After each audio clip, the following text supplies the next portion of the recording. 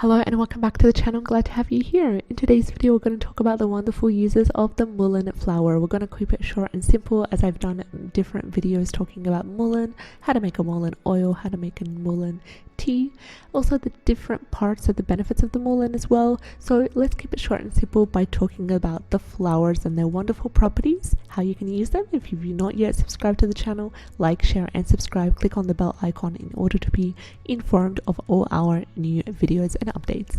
Mullein flowers are beautiful. They're yellow, they're lovely, they're gentle, and actually they've been known to be very relaxing.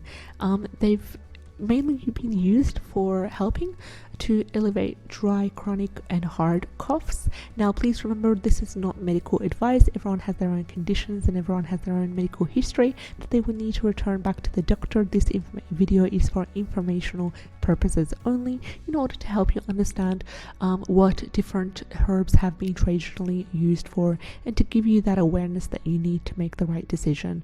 So the flowers are also really effective, and they've been traditionally used for throat inflammations, and also until now still you can see many herbalists, many health food stores selling infused oil that's been infused with mullein flowers, and it's been used to soothe inflammations, wounds, and also been used as a great method to help with earache as well. So if you're lucky to harvest mullein, I'd advise you to harvest the flowers individually.